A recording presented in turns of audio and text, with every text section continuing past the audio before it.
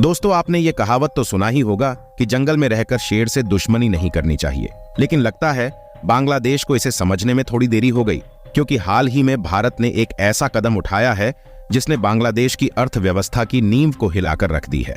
2020 में भारत ने बांग्लादेश के साथ जो ट्रांसशिपमेंट सुविधा शुरू की थी, उसे अब भारत ने पूरी तरह से बंद कर दिया है।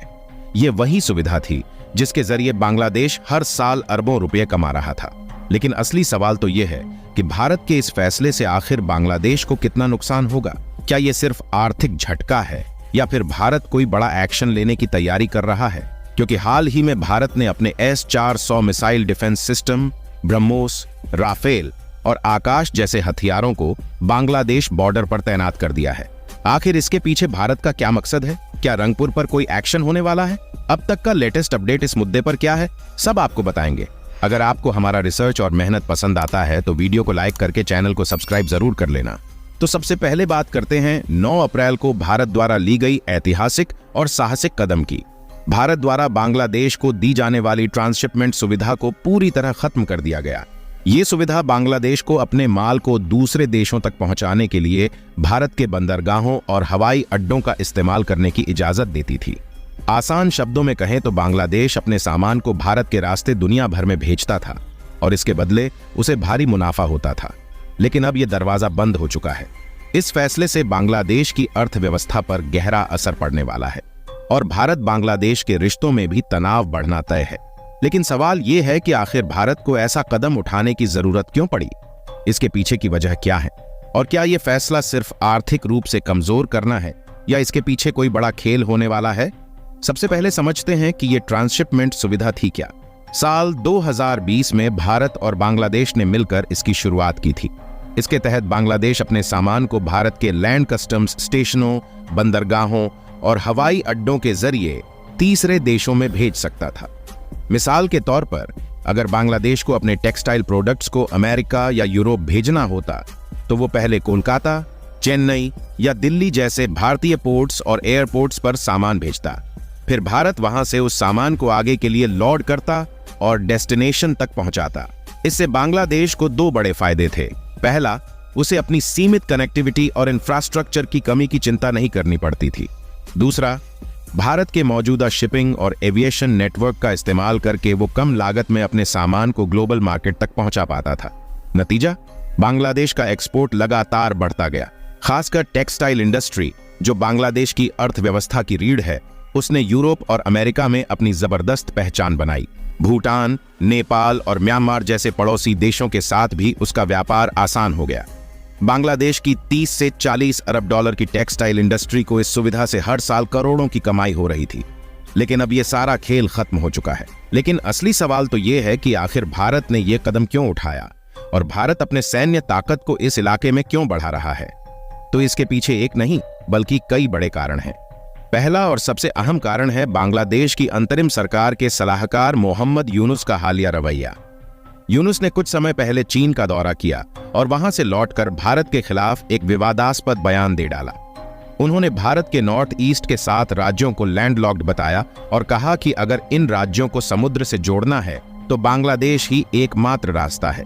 इतना ही नहीं, उन्होंने ये भी इशारा किया कि चीन को बांग्लादेश के जरिए बे ऑफ बंगाल तक पहुंचने का रास्ता बनाना चाहिए, ठीक वैसे ही जैसे चीन पाकिस्तान इकोनॉमिक कॉरिडोर काम करता है।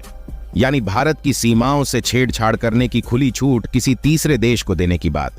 यह बयान भारत के लिए एक लाल रेखा थी। सवाल उठता है, क्या भारत चुपचाप ये सब देखता रहता?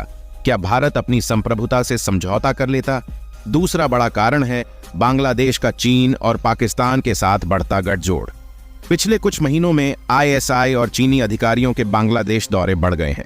खबरें हैं कि बांग्लादेश एक नया सैन्य अड्डा बना रहा है जो लाल मोनिरहाट इलाके में है, भारत की सिलीगुड़ी कॉरिडोर के बेहद करीब। इस अड्डे पर एडवांस्ड हथियार तैनात करने की योजना है और भविष्य में इसे चीन या पाकिस्तान को सौंपा जा सकता है। अगर ऐसा हुआ तो भारत की सुरक्षा के लिए यह सीधा खतरा होगा। सिलीगुड़ी कॉरिडोर, जिसे चिकन नेक भी कहते हैं, भारत के नॉर्थ ईस्ट को बाकी देश से जोड़ने वाली एक संकरी पट्टी है। अगर यहां कोई विदेशी ताकत अपनी पकड़ बनाती है तो भारत की रणनीतिक स्थिति कमजोर पड़ सकती है। ऐसे में भारत ने तुरंत एक्शन लिया। BrahMos missile, Rafale fighter jets, Akash और S-400 एयर डिफेंस सिस्टम को इस इलाके में तैनात करना शुरू कर दिया। लेकिन सिर्फ सैन्य तैयारियां ही काफी नहीं थीं। भारत ने बांग्लादेश को आर्थिक मोर्चे पर भी सबक सिखाने का फैसला किया। तीसरा कारण है भारतीय एक्सपोर्टर्स की शिकायतें। टेक्सटाइल और अपैरल इंडस्ट्री के लोग लंबे समय से कह रहे थे कि बांग्लादेश को दी गई ट्रांसशिपमेंट सुविधा की वजह से भारत के बंदरगाहों और हवाई अड्डों पर भीड़ बढ़ रही है। दिल्ली में हर दिन 20 से 30 बांग्लादेशी ट्रक कार्गो टर्मिनलों पर पहुंचते थे, जिससे भारतीय माल की ढुलाई में देरी होती थी, लागत बढ़ रही थी और भारत का एक्सपोर्ट प्रभावित हो रहा था। Apparel export promotion council AIPC के अध्यक्ष सुधीर शेखरी ने खुलकर कहा कि यह सुविधा बांग्लादेश को तो फायदा दे रही थी, लेकिन भारत के लिए नुकसान का सौदा बन गया था। चौथा कारण है ग्लोबल ट्रेड का दबाव। अमेरिका में ट्रंप प्रशासन ने बांग्लादेश पर पहले से ही 37% टैरिफ लगा रखा है। बांग्लादेश चाहता तो भारत के रास्ते अपने माल को सस्ते में भेजकर इस टैरिफ के असर को कम कर सकता था, लेकिन उसने भारत से दूरी बनाकर चीन और पाकिस्तान का दामन थाम लिया। नतीजा यह हुआ कि अब उसे ट्रांसशिपमेंट सुविधा से भी हाथ धोना पड़ा। विदेश मंत्रालय ने 9 अप्रैल 2025 को बयान जारी कर कहा कि बांग्लादेश की वजह से बंदरगाहों और हवाई अड्डों पर भीड़ भाड़ बढ़ रही थी, इसलिए इस सुविधा को सस्पेंड किया जा रहा है। हालांकि भारत के पास ढेर सारे पोर्ट्स और एयरपोर्ट्स हैं और हमारी कार्गो हैंडलिंग क्षमता दुनिया में अव्वल है। तो क्या यह सिर्फ एक बहाना था? क्या इसके पीछे कोई बड़ा संदेश छिपा है? अब बात करते हैं कि इस फैसले से बांग्लादेश पर क्या असर पड़ेगा। बांग्लादेश का कुल निर्यात 2023 से 24 में करीब $50 अरब का था। इसमें से एक बड़ा हिस्सा भारत के रास्ते जाता था। वर्ल्ड बैंक की रिपोर्ट बताती है कि ट्रांसशिपमेंट सुविधा ने बांग्लादेश के एक्सपोर्ट को सस्ता और तेज बनाया था, लेकिन अब उसे नए रास्ते तलाशने पड़ेंगे। चट्टग्राम बंदरगाह इसका एक विकल्प हो सकता है, लेकिन उसकी क्षमता सीमित है। ऊपर से अराकान आर्मी का वहां दबदबा इसे और भी जटिल बनाता है। एक्सपर्ट्स का मानना है कि बांग्लादेश के एक्सपोर्ट की लागत अब 15 से 20% तक बढ़ जाएगी। ट्रंप के 37% टैरिफ के साथ मिलकर यह डबल झटका होगा। भूटान, नेपाल और म्यांमार के साथ उसका व्यापार भी प्रभावित होगा। मिसाल के तौर पर नेपाल के साथ बांग्लादेश का सालाना व्यापार $60 मिलियन का है, जो अब नए रास्तों पर निर्भर हो जाएगा। लेकिन भारत के लिए यह सुनहरा मौका है। टेक्सटाइल, जूते और आभूषण जैसे सेक्टर्स में बांग्लादेश से कड़ा मुकाबला था। अब जब उसकी राह मुश्किल हो गई है, तो भारत अपने मौजूदा इंफ्रास्ट्रक्चर का इस्तेमाल करके ग्लोबल मार्केट में इन सेक्टर्स को और मजबूत कर सकता है। रिपोर्ट्स के मुताबिक भारत के एक्सपोर्ट में अगले साल $6 अरब तक की बढ़ोतरी हो सकती है। सवाल यह है, क्या भारत इस मौके को पूरी तरह भुना पाएगा? क्या हमारी इंडस्ट्री इसे कैपिटलाइज कर पाएगी? भारत सिर्फ यहीं नहीं रुका। बांग्लादेश को दी जाने वाली डीजल, पेट्रोल और बिजली की सप्लाई पहले ही आधी कर दी गई है। सैन्य तैयारियों में भी तेजी आई है। फ्रांस के साथ 3000 करोड़ रुपए की राफेल डील फाइनल हो चुकी है, जिससे नेवी को बे ऑफ बंगाल में मजबूत किया जाएगा। पीएम मोदी जल्द ही रूस का दौरा करने वाले हैं, जहां बड़ी डिफेंस डील होने की उम्मीद है।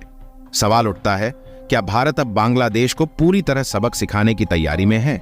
क्या यह सिर्फ आर्थिक जवाब है, या आने वाले दिनों में और बड़े एक्शन देखने को मिलेगा?